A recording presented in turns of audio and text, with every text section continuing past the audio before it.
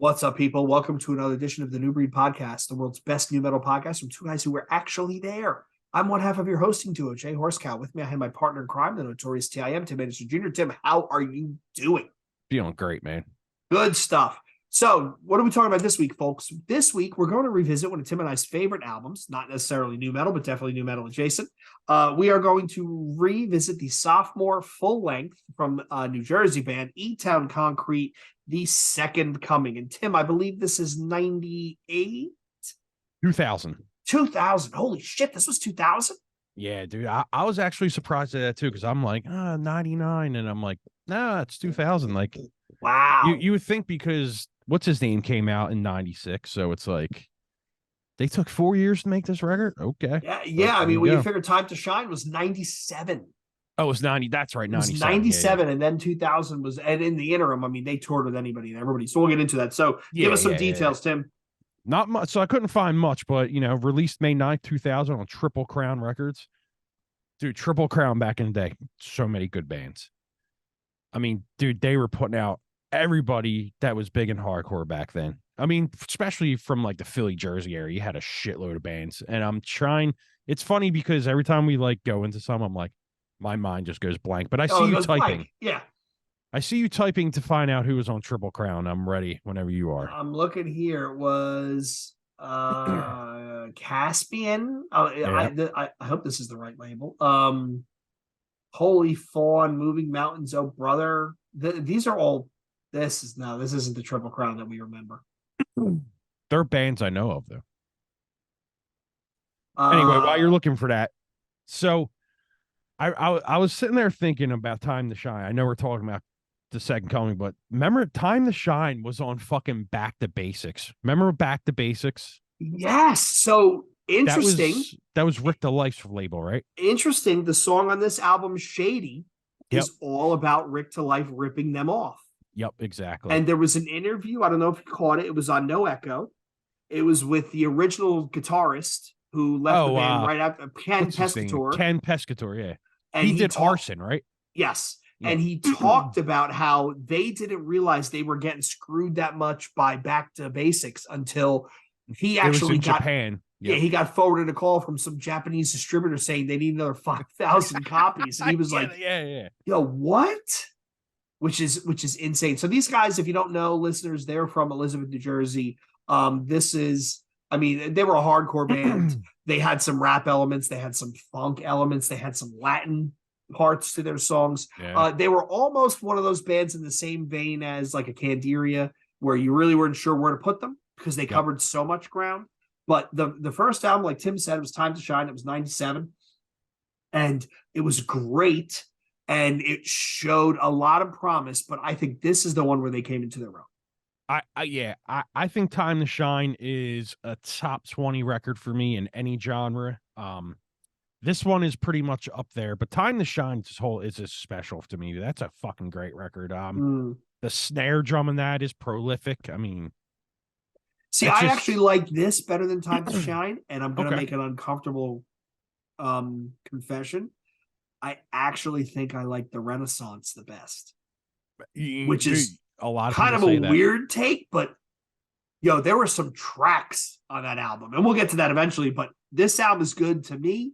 There were some tracks on the Renaissance. No, I mean, there's even tracks on Made for War that are great. It's just a lot of people say the Renaissance is their favorite record, and I don't argue with that. It's a great record, but the first two to me are just special in my taste. But yeah, so Time to Shine, Back to Basics, then it was out on Resurrection AD, it's just funny hearing that story, man, because Rick the Life was a scumbag. Everybody in hardcore knows that. But back then we didn't know. You just showed up and he showed up at the traveling fucking flea market. Yeah. He had bootleg shirts and everything, yeah. And albums, and he had everything. I always said my last episode for Illustrated News was going to be Rick the Life, just to go out with a bang, just so people would be like, fuck Illustrated News. But I couldn't get a hold of him. I wanted to do it. He just would not answer me because he probably thought I was trying to troll him. If you revive that, Tim, would all the episodes come right back online? Like if you just, is it all hosted and you just need to, they basically revive it and start paying hosting again? They just want my $15. That's all they want. Oh. They won't even let me delete old ones to put new ones on because my limit's met. But interesting. But yeah, I'm not bringing that back. Why would I do that? All right, so E-Town, Tim, did you see them tour off the cycle? Yeah, well, didn't they play Ozfest? I think they did play Ozfest, but I'm not sure if it was this cycle or if it was the next album, but they played the Trocadero with the Wolf Pack. Do you remember them? No. It was this like hip hop. It was this hip hop thing, and they had strippers on stage, but they were not good looking strippers. Oh, okay. And it was, yeah, I remember seeing it at the Troc, and it was like, okay. Well, I mean, I've seen E-Town not a million, but 1,000 times, and they're great every time. Legendary fucking shows, man. Especially the Jersey, Philly area. They were just great fucking shows. I mean, they play Sayreville once a year nowadays, so this is hardcore all the time. They were on Ozfest 2003. They picked up the August 14th date going forward. Oh, okay. I could have swore they did the 2000 Ozfest. Yeah. I don't know why. Yeah, I don't know why. But yeah, like I said, I was just thinking off the top of my head, so. But anyway, so this comes out May 9th, 2000, Triple Crown. Re-released 2003 with different artwork on Razor and Tie Records. Apparently, Roadrunner put it out in Japan as well. So I don't know. I guess Razor and Tie and Roadrunner maybe have like some kind of thing together. I'm not sure. Maybe they had a distro. I don't know. Yeah, that's probably the better word to say. But yeah, so they did it out. They put that out. So I know on Time to Shine, Steve Evans did it. And so before I even started looking, I'm like, I'm assuming he did this record, but he didn't. It was produced by a dude named Michael Barley at Purple Light Studios in Brooklyn. He did most of the Candiria stuff. He did the Agents of Man record, and he did Karma to Burn. You remember Karma to Burn? Karma to Burn, the instrumental band on Roadrunner that they recruited the vocalist because Roadrunner wouldn't put it out. Yep. Yeah. So he did all that stuff. He did like most of the Candiria stuff. So I've never even heard of this dude, but yeah, he did this record. So I mean, and I remember Ken saying that Time to Shine cost like $800 to record. And I'm happy that they went that way because it's so raw sounding. It's just that's what makes the record so good in my opinion. So to answer your previous question about Triple Crown, I was on the right label. So previous artists from Triple Crown, 25 to Life, and Terabe. Yeah. Coming Correct, Death Threat, E-Town, Folly, Hit the Lights, Hot Rod Circuit, Mushmouth, One for One, Out to Win, which by the way, that album is still a fucking monster. A banger. Scraps and Heart Attacks, Shockwave, Scarhead, Where Fear and Weapons Meet, and Disciple 88. Yeah, Where Fear and Weapons Meet, such a good band. Sneaky good, sadly forgotten. Yep. Such a good record. I forgot what The Weapon. Such a good record. Yes. So also couldn't find album sales, but maybe you know about this place. There was a local record store that sold 4,000 copies in like 1 week. It was called Vintage Vinyl in Ford's, New Jersey. Ford's, New Jersey. Yo, that place was I can't even describe it. It was the size of a decent mid-sized supermarket.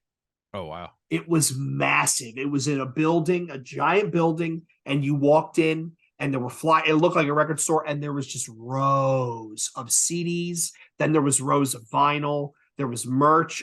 They actually did some shows. If you go on YouTube, you can find the Dillinger Escape Plan playing there, and I think Poison the Well played there. That was where everyone, and Rob, our mutual friend Rob will tell you, every once in a while I would call him like, yo, let's go to Vintage. And we would hop in the car and take the road trip up there. And we'd go all the way up Route 130 to Route 1. And it was awesome. Like they had yeah, I pretty much assumed you would know that place. So yeah, so and when it closed, yeah, North Jersey, and when it was right off the Parkway. And I remember when I was in college, I used to take the Parkway home, and I would actually stop there before I got on the turnpike. I would get off, go to Vintage Vinyl because it's right off the exit, get right back on and get on the turnpike. Nice. Okay. Yeah, I never got the chance to go there, but it sounds like a cool place. I mean, yeah, selling awesome. 4,000 records of one band is fucking crazy. And that was, well, don't forget, they were the hometown heroes. Elizabeth wasn't that far from there. So okay. I always thought Elizabeth was like fucking a half hour from me, but it's like really no, not at all. it's closer to Newark. Yeah, because like I said when we before, my aunt used to live in Elizabeth, so yeah, it's up there. It's up there. But yeah, what else we got, Tim? How many bands do you think after this record tried to do this and they just failed miserably? I mean, even a lot, a lot of people tried hitting on this and it was just like nope. But I also think that like not I don't know if it was they did it too late with this cut because obviously on the Second Coming the sound changed, not dramatically, but it changed. Well, it was less abrasive. It was less raw. It sounded like more like a hardcore album. Yeah. Yeah, and you had like the jazzy parts and like all the clean guitar parts. I mean, you had some of that on Time to Shine. There was hints of it, but this record really, they really put that shit into it. But I don't know if maybe it was too late or if it was too early for it to really catch on. I mean, not saying they were a small band, but they weren't as big as I thought they could have been. It might have been too close to too much of the nu metal backlash, maybe caught up with them.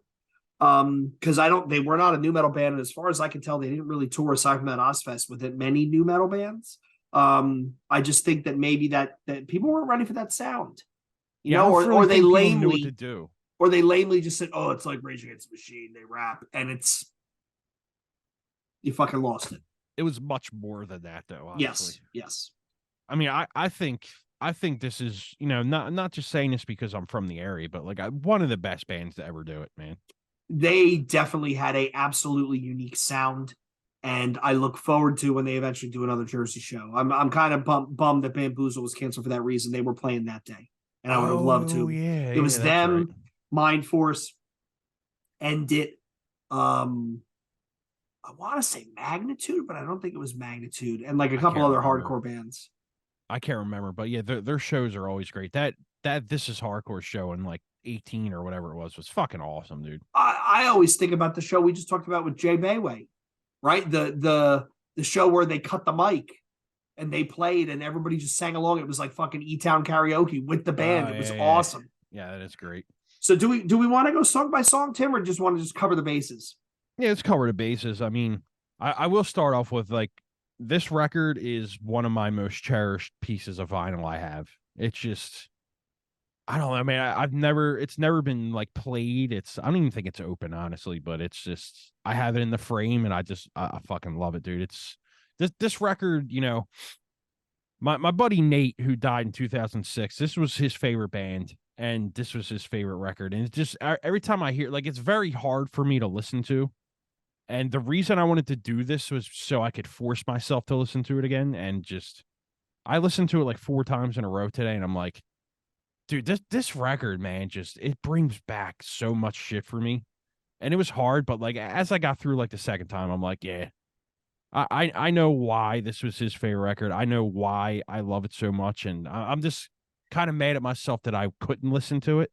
But now I think I'm over that. And yeah, it's just like I said, it brings back a lot of bad memories, but great at the same time. And it's just it's a fucking amazing record though, man. I loved every second of listening to it today, and I'm glad we're talking about it because it's kind of gets me out of my shell a little bit, if you know what I mean. Yeah, I know what you mean. I did the same. I listened to it back to back a couple of times, and every time I remembered more and more why when this album first came out, I spun it to death. Yeah, right? Yeah. I mean, dude, I heard Shady on a comp with Adam.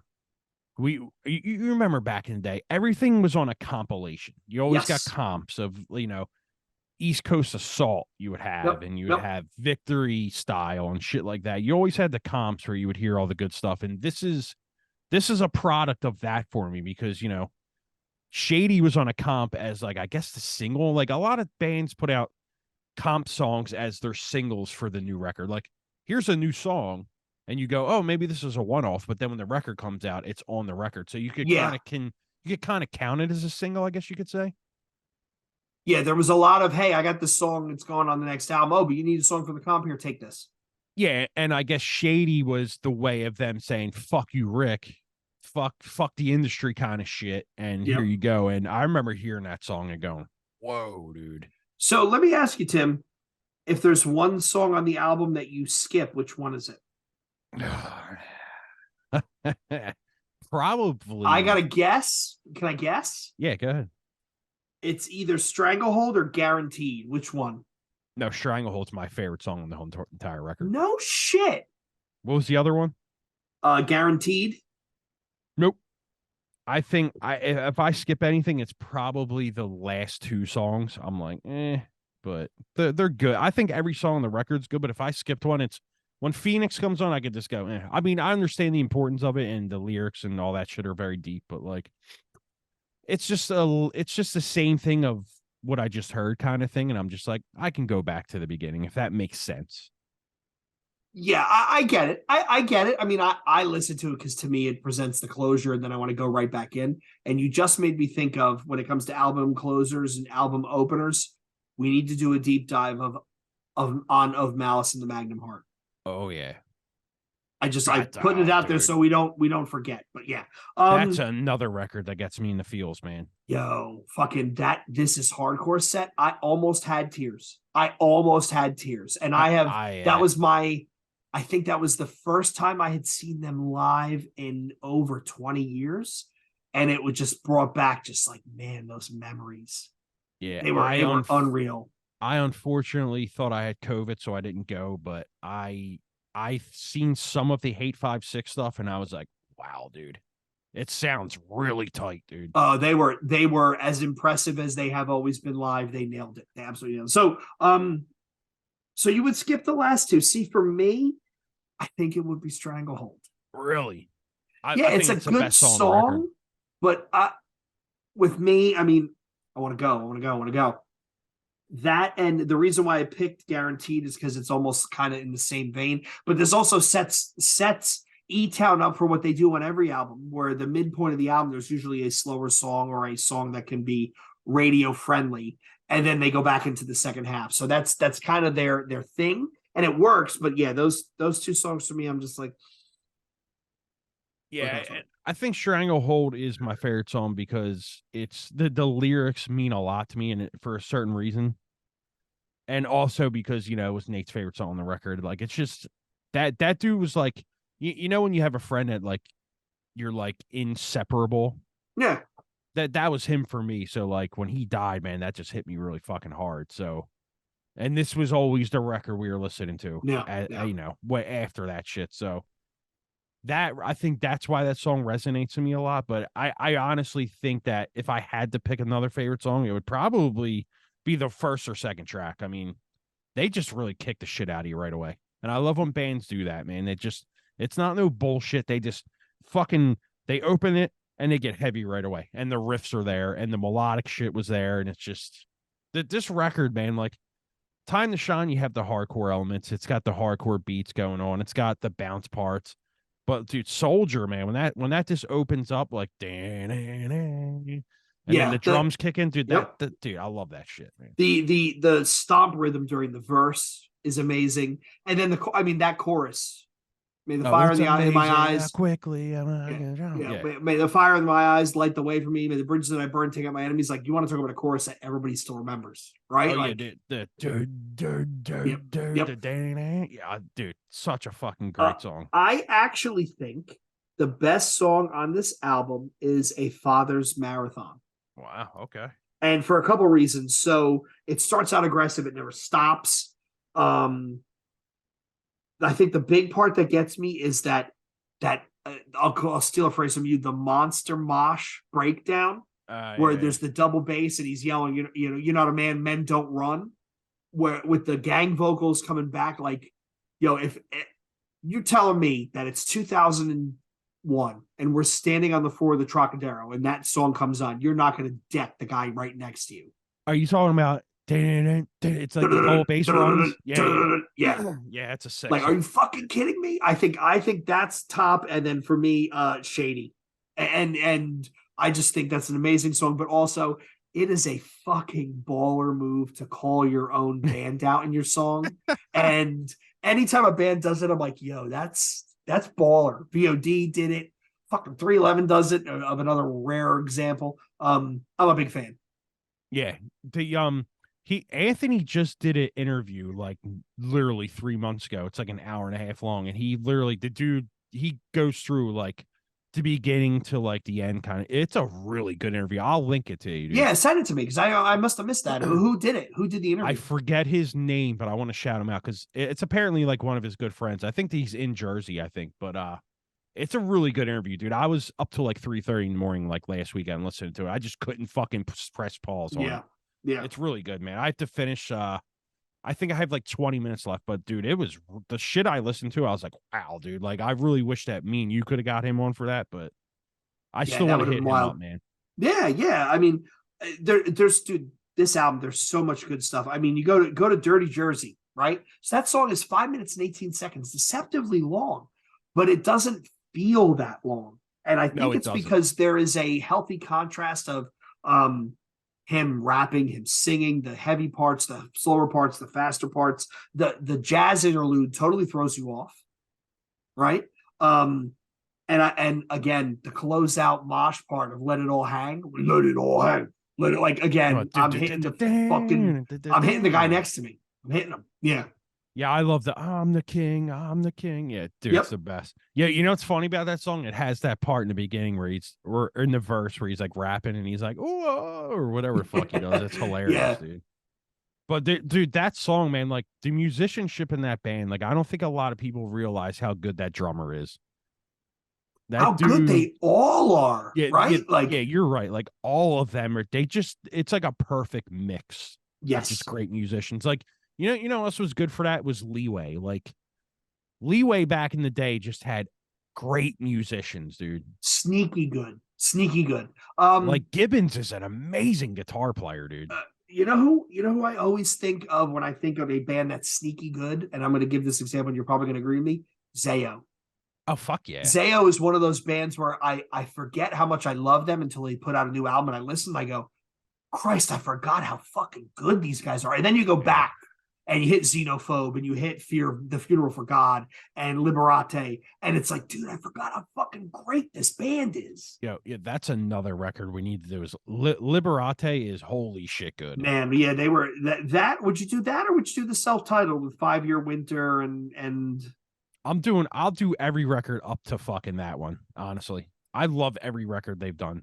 I'm not a fan of the newer. Yeah, the early stuff I love. See, you love the newer stuff. I like it. But like what record is 5 Year Winter on again? I think that's self-titled. So self-titled and Down, I fucking love all of it. Like even All Else Failed, I love and stuff. But like Liberate, man, that's a fucking amazing record. I never got into All Else Failed. I never got into Where Blood and Fire Bring the Rest. Oh God, all the Jesse albums, they were not my thing. It just never. Liberate, Forward.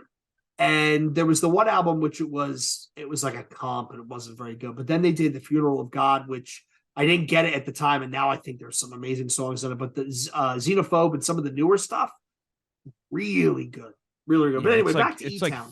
It's like Thinking Man stuff. Yeah, they're definitely a band's band. So Tim, what do you think is aside from that? We talked about the song you skipped. We talked about the best songs. Would you change any of the track listing at all? Would you move songs around? No, I don't think so. I mean, I think it gels pretty well as it goes. I will say this though. A lot of the songs kind of sound very, very similar. Like the vibe of the record is pretty much the same on every song, which let's be real here. Most records, the vibe is pretty much the same, but this one, they pretty much have the same. Okay, we're gonna go and we're gonna do this part. We're gonna do this part. We're gonna do a little interlude. Done. And I appreciate that, but some of it, like at the end, that's why I say at the end, I'm like, I can go back to the first song. So I'll say yes, but yes, I agree that the vibe is consistent. However, my but is the intro to every song. Every song starts out different. Yeah. There's the Latin, there's the heavy ones, there's the slower ones, there's the ones with the bass and the drums. I think that for me is, I mean, yes, the songs in the aggregate are pretty homogenous, but the fact that each song starts out in a different way, to me, not that they're catering Jay, that catches my ear because we've talked about albums where the intros all start to sound the same, and you're like, is this? Did I hit repeat? I hit repeat, didn't I? No, I know what you mean. I think the thing about this record is, though, the guitar playing really, really shines in this. Yeah. There's a lot of really good riffs in this record. I mean, it's a riff salad, dude. It's just like a lot of them melodic parts just hit you so good. Like they put the melodic parts in here perfectly. Like it just accentuates the songs to a different level, I think. And I remember I read an interview with Ken from he did a thing on No Echo like No Echo, yeah. 2-3 years ago.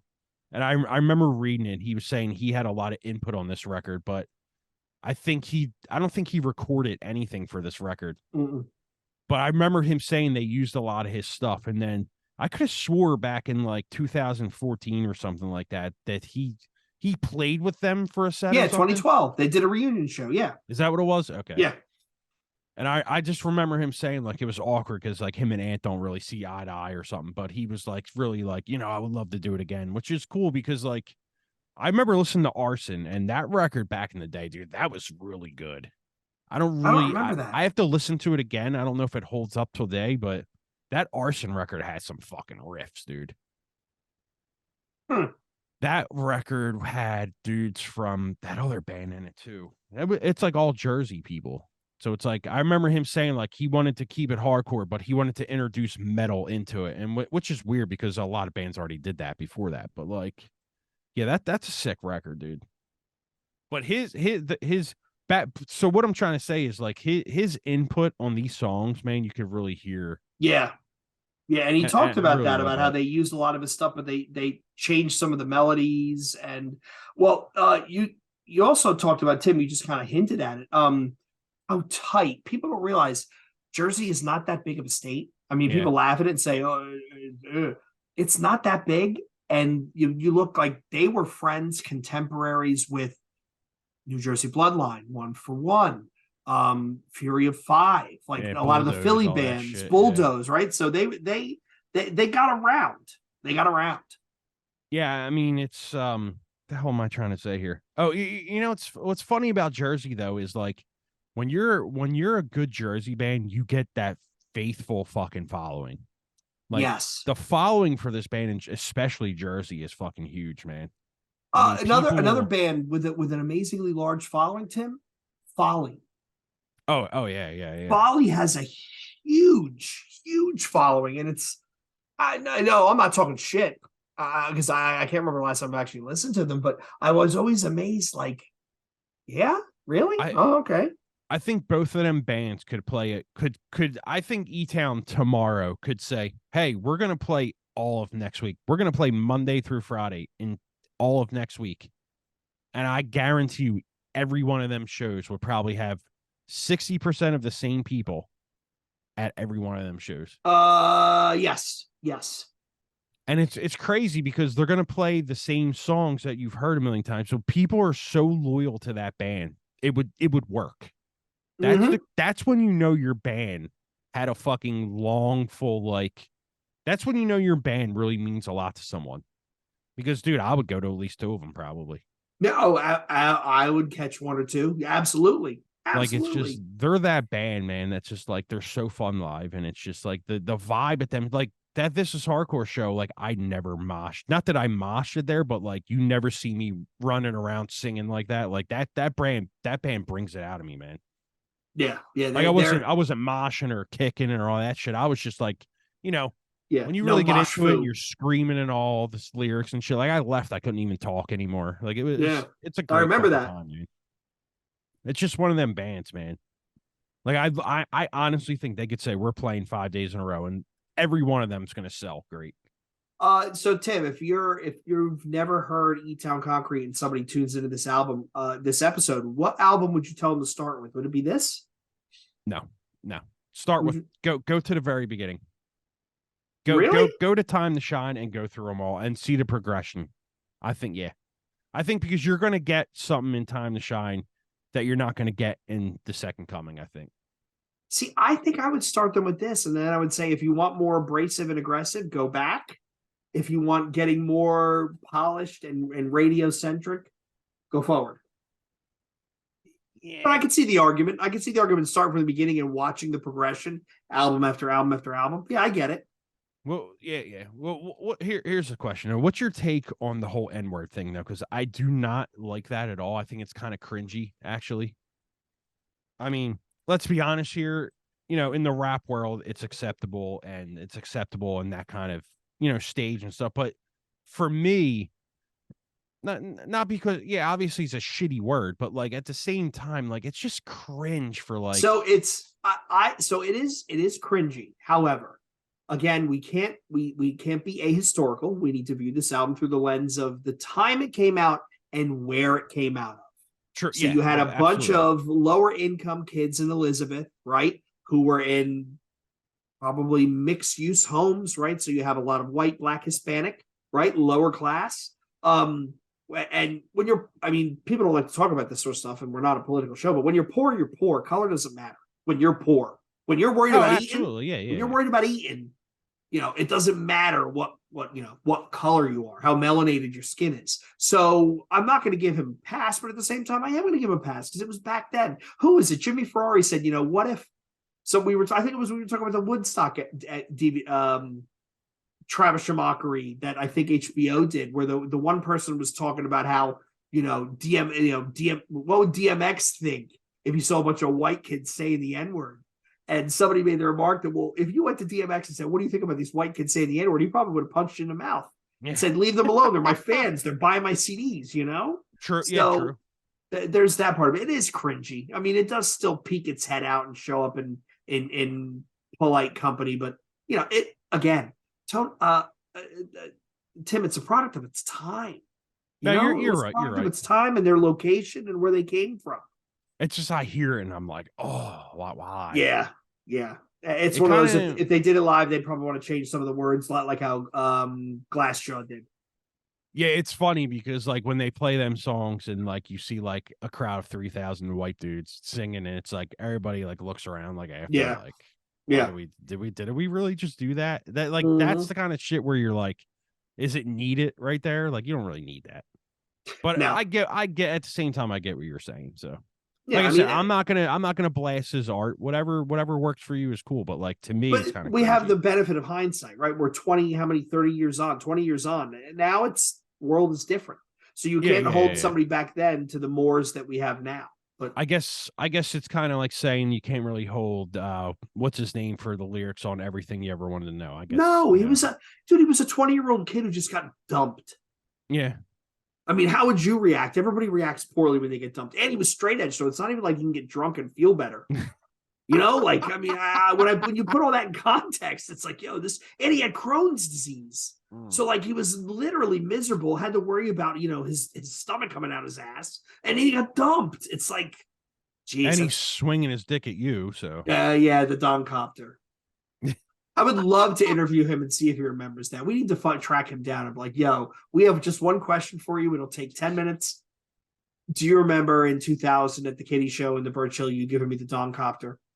Yeah, it'd be hilarious if he said yes. That would be, yes. Did you buy my shirt? Yes, no sucker. Right? Okay, so E-Town. Tim, out of 10. 8.5. I'm gonna go the same. I think that Time to Shine is great. This is a step in maturity.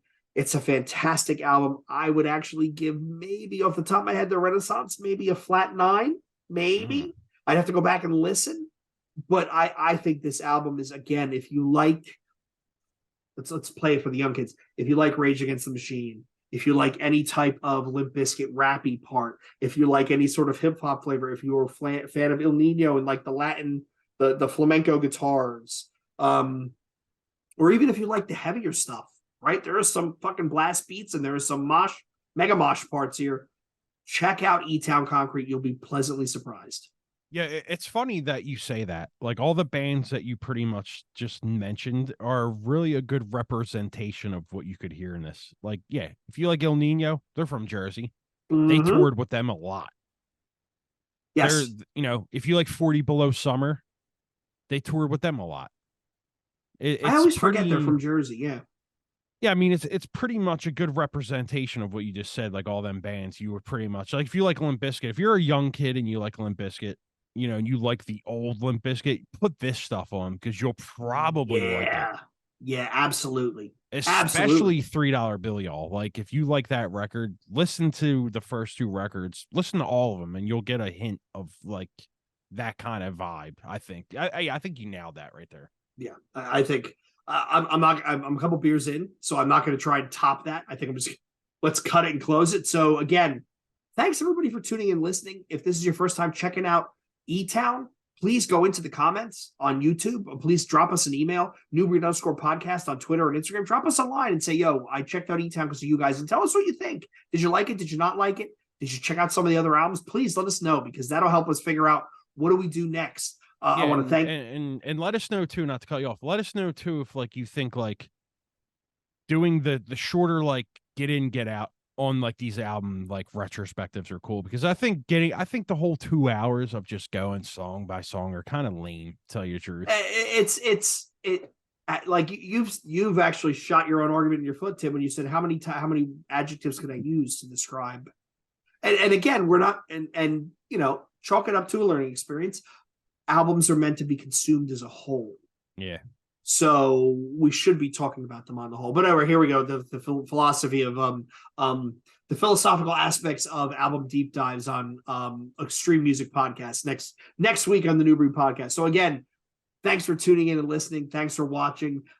Give us a like, a follow, a subscription. New Breed _podcast on Twitter and Instagram. newbreedpodcast@gmail.com. Find us on Facebook.